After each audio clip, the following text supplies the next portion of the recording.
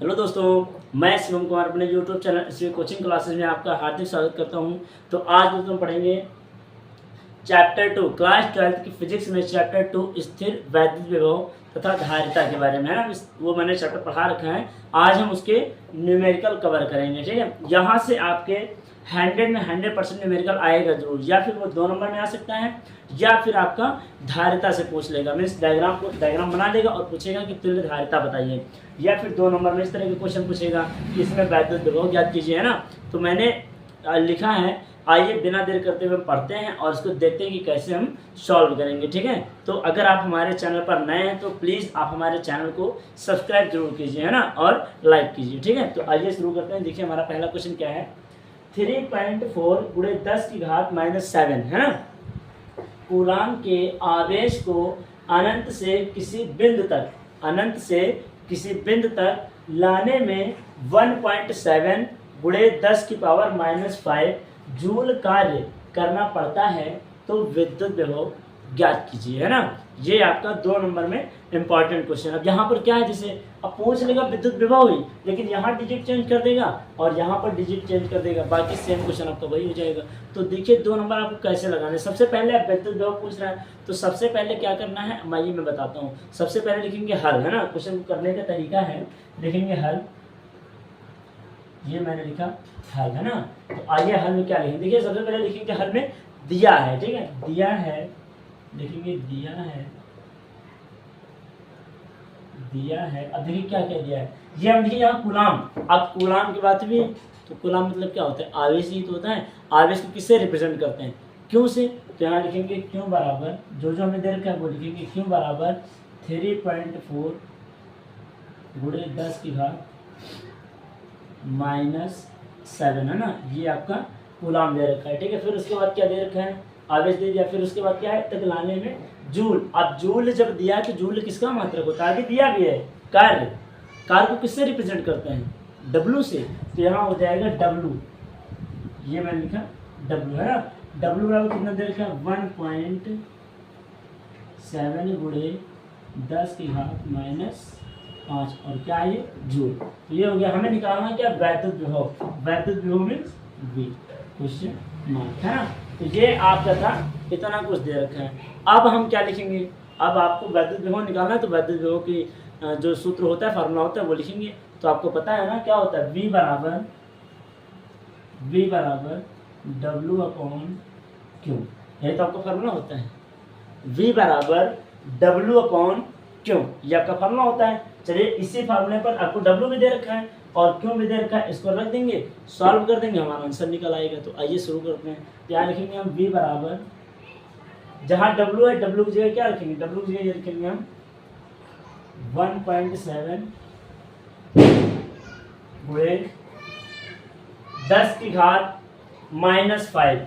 10⁻⁵, ये हमारा हो गया W।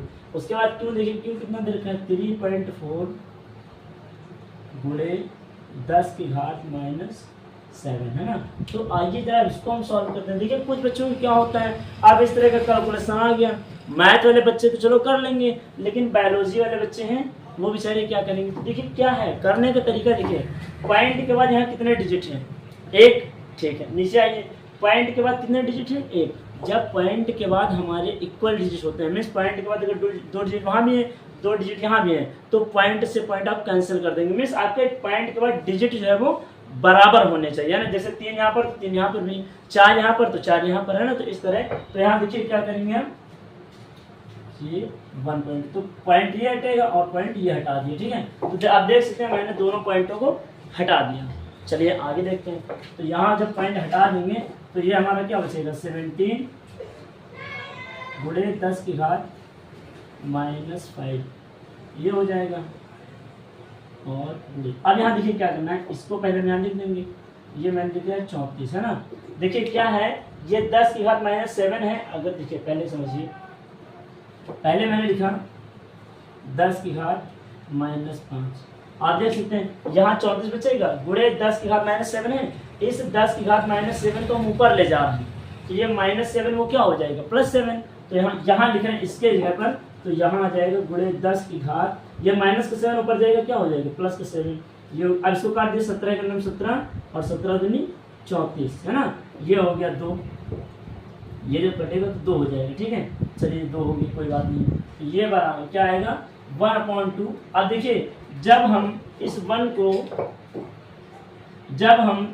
1 को 2 से भाग करेंगे, भाग तो करना आता ही होगा है ना, नहीं आता चलो देख लो, जो नीचे होता है वो बाहर होगा, जो ऊपर होता है वो अंदर। तो यहाँ देखिए कुछ ये 1 छोटा है, 0 लगाएंगे, पॉइंट लगा दीजिए, 0 तो 2 पंजे कितना हो जाएगा 10, ये खत्म। तो हमारा क्वार्टर कितना है, भागफल कितना है 0.5। तो यहाँ हम लिख देंगे इस 1 को 2 से भाग करने पर 0.5 आएगा, ठीक है। तो 0.5 क्या हो गया। अब 10 की घात -5 गुणे 10 की घात 7। जब आपका बेस सेम होता है तो मीन जो आपका आधार है वो सेम होता है तो घातांक क्या होते हैं, जुड़ जाते हैं ना। तो यहाँ +7 होगा और यहाँ -5, तो प्लस माइनस क्या होते हैं माइनस, तो घट जाएंगे। 7 से 5 घटाइए कितना बचेगा 2। तो यहाँ हो जाएगा गुणे 10 की घात 2। आप चाहिए तो आप यहाँ भी छोड़ सकते हैं, आप चाहे तो यहाँ पर भी छोड़ सकते हैं, हमारा ये भी आंसर सही है ना। तो वोल्ट है, सॉरी विभव है ना, विभव का मतलब क्या होता है वोल्ट, ये हो जाएगा वोल्ट। और अगर आप इसको यहाँ भी छोड़ रहे हैं, पावर हटा रहे हैं, तो हम इसको लिख देंगे V बराबर।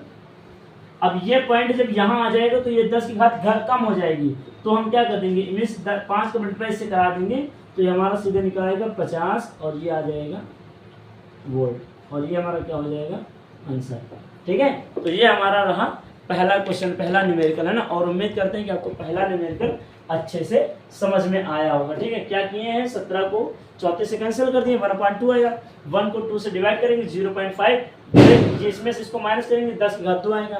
इस पॉइंट को जब यहाँ पर भेजेंगे, इस साइड भेजेंगे, तो मिस यहाँ पॉइंट खत्म हो जाएगा, तो यहाँ 10 की घात क्या हो जाएगी, कम हो जाएगी, मिस 10 आ जाएगा। तो 5 का मल्टीप्लाई 10 से कराएंगे 50, और विभव का मतलब क्या होता है वोल्ट, तो 50 वोल्ट हमारा आंसर निकल आएगा, ठीक है। ये आपका 2 नंबर का क्वेश्चन रहा। उम्मीद करते हैं आपको समझ में आया होगा। आप इसका स्क्रीनशॉट ले लीजिए, फिर मैं इसी तरह आपको मीन्स आपको 0 से अपर लेवल तक क्वेश्चन को बताते हैं, ठीक है। आप इसका स्क्रीनशॉट ले लीजिए। तो आइए दोस्तों, अब हमारा दूसरा क्वेश्चन है। देखिए दूसरा क्वेश्चन हमारा क्या है, लिखा है एक दूसरे से 0.5 मीटर की दूरी पर स्थित 2 बिंदुओं में 50 वोल्ट का विभवांतर है। मीन्स विभवांतर आप में V दे रखा है, ठीक है। 2 कूलाम आवेश को एक बिंदु से दूसरे बिंदु तक ले जाने में आवश्यक कार्य का मान ज्ञात कीजिए, है ना। हमें मान ज्ञात करना है। तो आइए मान, अब इसमें क्या पूछ रहा है, कुछ नहीं, इसमें सिर्फ हमें कार्य पूछ रहा है W। V तो आपने दे ही रखा है, कूलाम आपने दे ही रखा है, W पूछा है, वही फार्मूला लगा देंगे, V बराबर W/Q, है ना। चलिए देखते हैं, शुरू करते हैं। लिखेंगे हल, और हल में क्या लिखेंगे, दिया है ना, दिया है। क्या क्या दे रखा है, देखिए इससे पहले क्या है 0.5 मीटर, ये 0.5 मीटर तो दे रखा है, लेकिन 0.5 मीटर यहाँ पर कोई काम है 0.5 मीटर का नहीं, सिर्फ आपको कंफ्यूज करने के लिए 0.5 मीटर दे दिया है, ठीक है। चलिए इसको लिख लेते हैं। तो 0.5 मीटर हमारी क्या हो जाएगी लेंथ, 0.5 मीटर, ठीक है। उसके बाद क्या दे रखा है वोल्ट, वोल्ट मीन्स V। विभव है ना, विभव कितना दे रखा है 50 वोल्ट, 50 वोल्ट दे रखा है। फिर क्या है 2 कूलाम आवेश दे रखा है, 2 कूलाम आवेश मीन्स क्यों कितना दे रखा है 2 कूलाम, है ना। अब हमें देखिए क्या दे रखा है, L का कोई काम ही नहीं है, हमें निकालना क्या है W को हम लगा देंगे क्वेश्चन मार्क। आप सीधे लगाइए वैद्युत विभव की परिभाषा, है ना, वैद्युत विभव का फॉर्मूला V बराबर W/Q। तो V बराबर यहाँ लिखेंगे V बराबर W/Q। हमें क्या निकालना है W, तो Q इससे मल्टीप्लाई करेगा, क्या हो जाएगा W बराबर V इंटू Q। W बराबर V का मान ये कितना है, V का मान है 50, ये हो जाएगा 50 गुणे, और ये Q का मान कितना है 2, तो यहाँ हो जाएगा 2, है ना। 50 का 2 से मल्टीप्लाई करा दीजिए, कितना हो जाएगा 50 दूनी 100, और W है, W कार्य है, कार्य का मतलब क्या होता है जूल, तो यहाँ लिख देंगे हम जूल। ये हमारा हो गया आंसर। बस यही तो करना था हमें, क्वेश्चन सिर्फ आपको कंफ्यूज करने के लिए देगा, सिर्फ अगर आप क्वेश्चन को अच्छे से पकड़ लेते हैं, क्वेश्चन की लैंग्वेज को अच्छे से पकड़ लेते हैं, तो मैं दावा करता हूं कि आप न्यूमेरिकल को गलत नहीं करेंगे ना। बस ये कि आपके लगाने का तरीका सही होना चाहिए, आपको नंबर मिल जाएंगे। ठीक है, तो आप इसका स्क्रीनशॉट ले लीजिए, फिर हम चलते। तो आइए दोस्तों, हमारा थर्ड क्वेश्चन दिया गया है। ये थर्ड क्वेश्चन आपने दिया गया है, ये इंपॉर्टेंट क्वेश्चन है। ठीक है, तो आइए इसको देखेंगे। लिखा है 6 माइक्रोफैरड, है ना, 6 माइक्रोफैरड धारिता के एक संधारित्र का विभवांतर, है ना, एक संधारित्र का विभवांतर 10 वोल्ट से 20 वोल्ट कर देने पर, है ना, 10 वोल्ट से 20 वोल्ट कर देने पर इसकी ऊर्जा में हुई वृद्धि की गणना कीजिए। ठीक है, मीन्स हुई वृद्धि को बताइए या गणना कीजिए। ठीक है, इस तरह का क्वेश्चन आप में पूछ लेगा। तो आइए इसको देखिए कैसे सॉल्व करेंगे ना। सबसे पहले यहाँ क्या पूछ रहा है, वृद्धि की मीन्स ऊर्जा में वृद्धि ज्ञात करना। ठीक है, ऊर्जा में हुई वृद्धि ज्ञात करना। तो चलिए देखते हैं। लिखेंगे सबसे पहले हल, और हल के बाद क्या लिखेंगे, ये पैटर्न याद रखना, आपको एग्जाम में अच्छे मार्क्स दिलाएगा। ठीक है, तो हल के बाद लिखेंगे दिया है। ठीक है, तो दिया देखिए क्या दे रखा है, ये कितना, ये क्या धारिता, धारिता मतलब सी कितना दे रखा है, 6 माइक्रोफैरड। तो आप मुझे कमेंट बॉक्स में बताइएगा कि 1 माइक्रोफैरड बराबर कितना होता है। ठीक है, हालांकि मैं तो बता ही रहा हूँ, लेकिन आप मुझे कमेंट बॉक्स में कमेंट जरूर करिएगा। ठीक है, ये याद रखिएगा, 1 माइक्रोफैरड बराबर होता है 10⁻⁻6, और ये फैरड होता है। 1 माइक्रोफैरड बराबर 10⁻⁻6 फैरड होता है। ठीक है, तो हम यहाँ क्या लिखेंगे, C बराबर 6 गुणे 10 की पावर, ये माइक्रो किसका लिख रहे हैं, -6, और ये बचेगा फैरड। तो C बराबर 6 गुणे 10⁻⁻6 फैरड होता है। ठीक है, ये माइक्रोफैरड का मान है, 1 माइक्रोफैरड बराबर 10⁻⁻6 फैरड। ठीक है, फिर उसके बाद क्या दे रहे हैं क्वेश्चन में, 10 वोल्ट मीन्स देखिए 2 वोल्ट दे रखे ना, तो पहले को V1 दूसरे को V2 मान लीजिए। तो अब हम यहाँ लिखेंगे V1 बराबर कितना दे रखा है, 10 वोल्ट, है ना, ये हो जाएगा 10 वोल्ट। फिर V2 कितना दे रखा है, V2 बराबर दे रखा है हमें 20 वोल्ट, ये हो जाएगा 20 वोल्ट। ठीक है, अब हमें V1 और V2 दे रखा है, C दे रखा है। तो अब आप कुछ ऐसा दिमाग लगाइए, कोई ऐसा फॉर्मूला मैंने बताया है आपको कि C और V आता है उसमें। तो अब यहाँ ऊर्जा की बात कर रहे हैं, तो वैद्युत स्थितिज ऊर्जा तो मैंने आपको पढ़ाई है ना, उसका फॉर्मूला लगा दीजिए सीधे, वहीं से लग जाएगा। चलिए ठीक है, मैं आगे बताता हूँ। तो अब हम यहाँ कितने पहले लिखेंगे इसके लिए, है ना, तो लिखेंगे संधारित्र की प्रारंभिक ऊर्जा। चलिए लिखते हैं संधारित्र की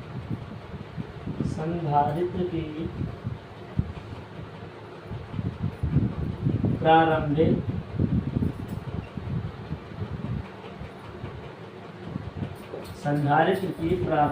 ऊर्जा। फॉर्मूला क्या होता है, संधारित्र की प्रारंभिक ऊर्जा का फॉर्मूला होता है, देखिए यहाँ पर 2 बार है ना, वैसे प्रारंभिक अंतिम में, तो हम यहाँ में U को 1 कर लेंगे। U1 बराबर फॉर्मूला क्या होता है, वैद्युत स्थितिज ऊर्जा का ½ CV, और यहाँ 1 कर लेंगे क्योंकि 2 थी है ना, तो 1 के लिए हो जाएगा, और यहाँ क्या हो जाएगा, स्क्वायर।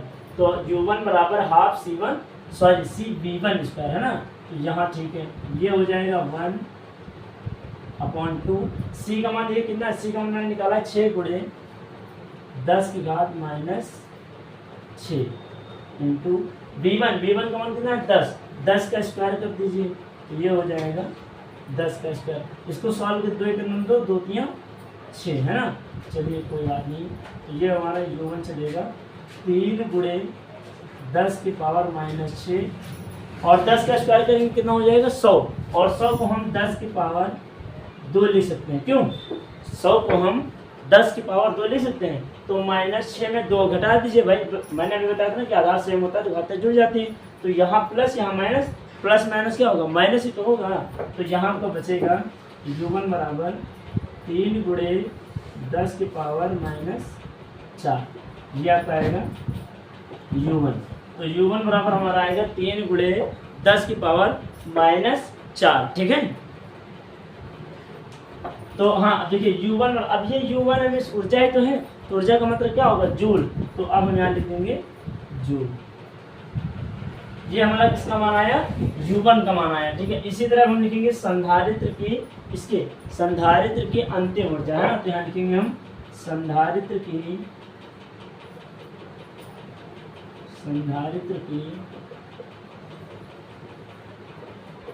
अंतिम ऊर्जा, संधारित्र की अंतिम ऊर्जा। अब यहाँ U1 हो गया, तो U1 के बाद क्या है, इसके लिए तो U2 ही तो होगा, तो यहाँ लिखेंगे U2 बराबर, फार्मूला वही रहेगा, U2 बराबर हाफ C, और वहाँ V1 था, यहाँ V2 स्क्वायर हो जाएगा, ठीक है। तो आप इसका स्क्रीनशॉट ले लीजिए, फिर मैं इस इधर से आपको यहाँ करा देता हूँ, तो आप जल्दी से इसका स्क्रीनशॉट ले लीजिए, ठीक है। तो आपने स्क्रीनशॉट ले लिया होगा। अब हम इसको इरेज करके इसी के आगे बताते हैं, ठीक है। मैं ये इरेज किए दे रहा हूँ, ठीक है।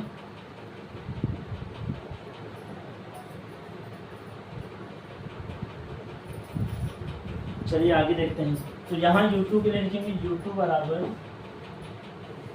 हाफ गुणे C हमारा वही रहेगा 6 गुणे 10 की घात -6, और V2 कितना होता है, V2 देखिए 20 का स्क्वायर कर दीजिए, क्योंकि V2 का स्क्वायर है ना, यहाँ देखिए V2 का स्क्वायर, V2 ये स्क्वायर, तो 20 का स्क्वायर कितना होगा सॉल्व करने पर। अगर हम सॉल्व करें तो पहले इसको कटेगा, 2 या 6, तो 3 गुणे 10 की घात -6 ये होगा, ठीक है। उसके बाद क्या आएगा, गुणे, अगर हम इसको सॉल्व करेंगे तो 20 का कितना होगा, 4 होगा ना, मीन्स 400, तो 4 गुणे 10 की घात कितना आएगा, 10 की घात 2, क्योंकि 400 है ना, तो 400 को हम 4 गुणे 100 को 10 की घात 2 में चेंज कर देंगे। तो अब क्या करेंगे, 4 और 3 का मल्टीप्लाई करा दीजिए, कितना होगा 12, 4 3 12 गुणे 10 की घात, यहाँ -6 से 2 घट जाएगा, कितना बचेगा -4, यहाँ भी क्या हो जाएगा जूल, ये हमारा हो गया जूल। अब देखिए हमने U1 और U2 का मान प्राप्त कर लिया। अब हमें क्या ज्ञात करना है, ऊर्जा में हुई वृद्धि ज्ञात करना है, ठीक है। तो लिखेंगे ऊर्जा में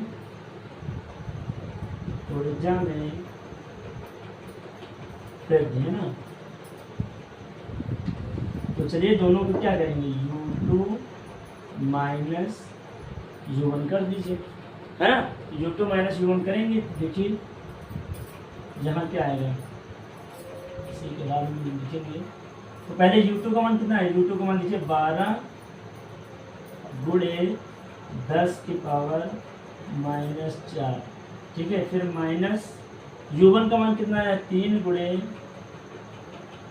10 की पावर -4, ठीक है। चलो अब क्या देखिए, अब क्या करना है, दोनों में देखिए 10 की पावर -4 है, तो जिसमें दोनों में क्या कॉमन ले सकते हैं, 10 की पावर -4 कॉमन ले लीजिए, और 12 और 3 को घटा दीजिए।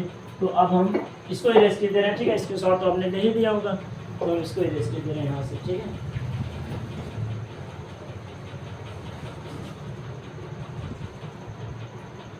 ये हमने इरेज कर दिया, ठीक है। अब इसी के आगे देखिए एक ब्रैकेट में जहाँ 10 की पावर -4 कॉमन लेंगे, तो यहाँ हो जाएगा 12 - 3 और गुणे 10 की पावर -4 हमारा कॉमन हो जाएगा।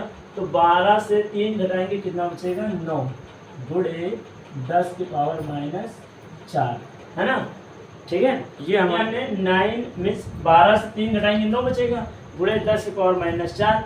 ये आपको क्या आया है, ऊर्जा में निकालनी थी ना, तो ऊर्जा में क्या मतलब होगा, मतलब इसका जूल होगा, ये हो जाएगा जूल, ठीक है। तो उम्मीद करते हैं कि क्वेश्चन आपको अच्छे से समझ में आया होगा, है ना।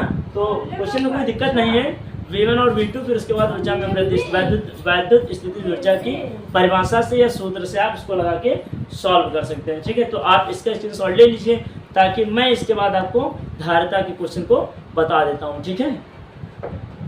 तो आइए दोस्तों, अब मैंने एक संधारित्र की धारिता के लिए मैंने पहला न्यूमेरिकल आपके लिए लिया है, ठीक है। तो आप इसको अच्छे से समझिएगा। यदि अगर आप डायग्राम समझ में आ जाता है अगर आपको, तो आप एग्जाम में क्वेश्चन इस तरह का कोई भी आए डायग्राम, आप उसको 100% कर लेंगे। अगर आप डायग्राम नहीं समझते हैं तो फिर क्वेश्चन नहीं हो पाएगा, ठीक है। तो आइए क्वेश्चंस को पढ़ते हैं, फिर डायग्राम को समझते हैं, फिर इसका हम आंसर लगाते हैं। ठीक है, तो दिया है संलग्न चित्र में प्रदर्शित निकाय की धारिता तथा 5 माइक्रोफैरड धारिता के संधारित्र पर आवेश ज्ञात करना है। आवेश मतलब क्यों। अब ये 5 माइक्रोफैरड आपके क्वेश्चन को दे रखा है, इस पर हमें आवेश ज्ञात करना है। ठीक है, तो आइए देखिए सबसे पहले क्या है, यहाँ ए मान लीजिए, बी मान लीजिए, तो ये आप देखिए सबसे पहले क्या है, ये माइक्रोफैरड है, यहाँ इसकी धारिता कितनी होगी 4 माइक्रोफैरड, 3 माइक्रोफैरड, 1 माइक्रोफैरड, 5 माइक्रोफैरड।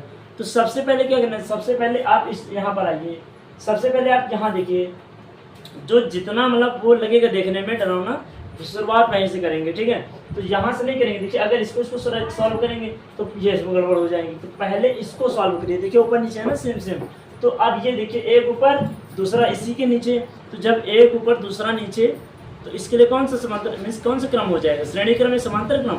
तो जब एक ऊपर दूसरा नीचे तो समांतर क्रम होता है, और यही अगर ये ऐसे होता फिर ये फिर ये फिर ये, तो हमारा श्रेणी क्रम हो जाता है। लेकिन एक ऊपर है दूसरा नीचे तो समानांतर क्रम हो जाएगा। तो ये और 1 और 5 हमारा किस क्रम में है, समानांतर क्रम में है ना। तो इसको चलिए लिखते हैं, यहाँ लिखेंगे हल में, हल, और क्या लिखेंगे 1 माइक्रोफैरड तथा 5 माइक्रोफैरड, 1 माइक्रोफैरड तथा 5 माइक्रोफैरड समांतर क्रम में है, समांतर क्रम में है, समांतर क्रम में है। तो फार्मूला क्या होगा, C बराबर C1 प्लस C2, क्योंकि 2 ही तो है, C1 और C2। मैंने 3 तो लिखा है, तो आपके 3 तो इसमें है नहीं, तो 2 लेंगे, एक ये और एक ये, तो लिखेंगे C बराबर C1 प्लस C2। तो C बराबर हमारा क्या आएगा 1 दीजिए, C1 ये हो गया, C2 कितना होगा 5, तो इन दोनों को जोड़ दीजिए, कितना होगा 6, और यह है किसमें माइक्रोफैरड में, तो इसको लिखेंगे 6 माइक्रोफैरड, इसके ऊपर डैश लगा दीजिए, सिंगल डैश। तो C डैश बराबर कितना आया है 6 माइक्रोफैरड। अब मैंने इन दोनों को सॉल्व कर दिया है, तो इन दोनों जब सॉल्व कर देंगे तो ये पूरा एक लाइन बन जाएगी, मीन्स इन दोनों का मान कितना है 6 माइक्रोफैरड। जरा एज्यूम कीजिएगा, अब इन दोनों का मान 6 माइक्रोफैरड आया है, तो 6 ये और 3 ये, तो एक ही तो लाइन में हो गए दोनों, ये ऐसे है ना। अब 3 और 6, तो एक ऐसे हैं, फिर एक इसी, जब आप इससे मिलेंगे फिर आगे जाएंगे ये मिलेगा, तो अब यहाँ से जाएंगे तो कौन सा क्रम हो जाएगा, श्रेणी क्रम। तो 3 ये हो गया, और इन दोनों का मान कितना है 6। तो अब हम लिखेंगे 3 माइक्रोफैरड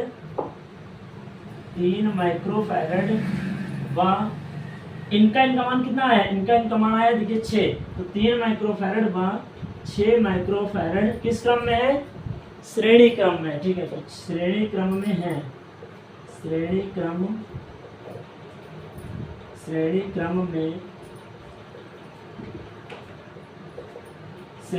में है। ठीक है, तो श्रेणी क्रम का फॉर्मूला क्या होता है, 1/C बराबर 1/C1 प्लस 1/C2 है ना।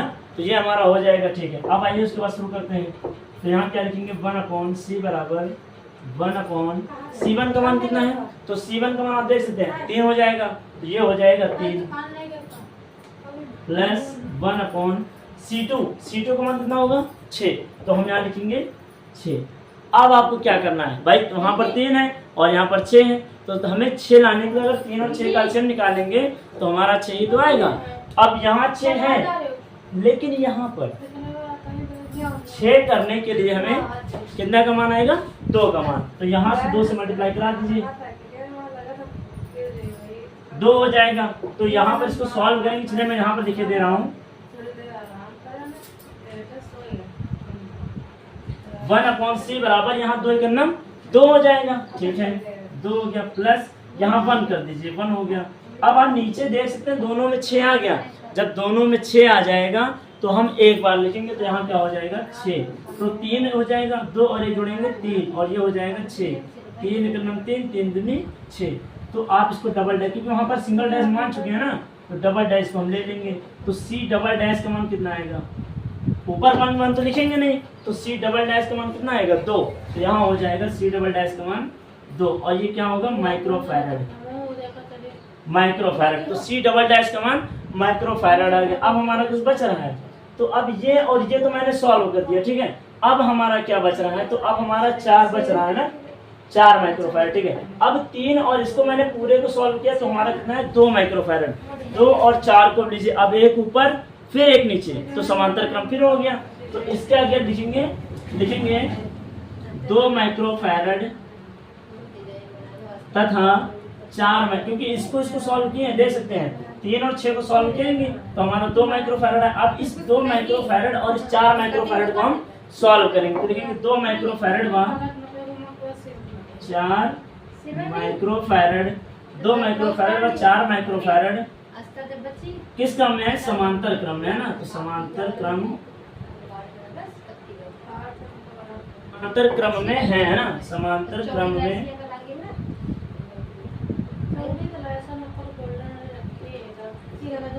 समांतर क्रम में है, ठीक है। समांतर क्रम है तो फार्मूला लगा दीजिए, C बराबर C1 प्लस C2 का मान कितना है 2, तो यहाँ लिख देंगे हम 2 हो जाएगा, प्लस C2 का मान कितना होगा 4। अब इन दोनों को जोड़ दीजिए, कितना हो जाएगा 6, तो ये हमारा 6 माइक्रोफैरड है ना, 6 माइक्रोफैरड आ गया। अब हमें निकालना क्या है? हमें तो आवेश निकालना है। हमने निकाला क्या है? हमने तो निकाला है धारिता। अब हमें आवेश निकालने के लिए क्या पड़ेगा? माइक्रोफैरड तो दे रखा है, यहाँ पर हमारा मान कितना आया था? तो जब हमने 1 और 5 को सॉल्व किया था तो आप देख सकते हैं कितना आया था, यहाँ पर 1 और 5 ये 6 हो गया। तो 6 और 3 को सॉल्व करेंगे तो 2 माइक्रोफैरड, देख सकते हैं C डबल डैश का मान कितना आया था 2। चलो ठीक है, आप इसका स्क्रीनशॉट ले लीजिए, फिर हम इसी के आगे आपको बताते हैं, ठीक है। तो आपने स्क्रीनशॉट ले लिया होगा, ठीक है। अब हम इसी के आगे यहाँ पर बताएंगे, मैं इसको इरेज कर रहा हूँ, ठीक है। चलिए इरेज कर दे रहे हैं। तो अब यहाँ पर क्या करेंगे? आवेश के लिए फार्मूला क्या होता है? C बराबर Q अपॉन V। ये मैंने क्यों रखा? क्योंकि धारिता तो है ना, धारिता हमें निकाली है और वोल्ट हमें दे रखा है, आवेश हमें निकालना है। तो यहाँ क्या लिखेंगे? Q बराबर जो निकालना है उसको बाहर निकाल लीजिए, C और V का मल्टीप्लाई, C डबल डैश और V।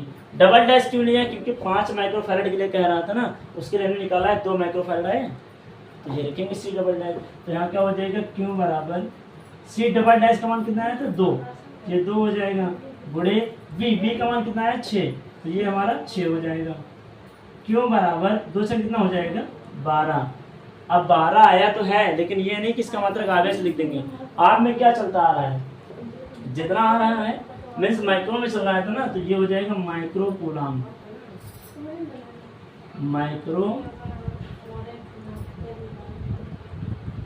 कूलम, ये हमारा क्या हो जाएगा आंसर, ठीक है। तो ये हमारा रहा इसका आंसर, ठीक है। उम्मीद करते हैं कि आपको ये क्वेश्चन समझ में आया होगा कि मैंने इसको कैसे सॉल्व किया और कैसे आपको बताया है, ठीक है। तो मिलते हैं नेक्स्ट वीडियो में इसी के अगले क्वेश्चन पर, है ना।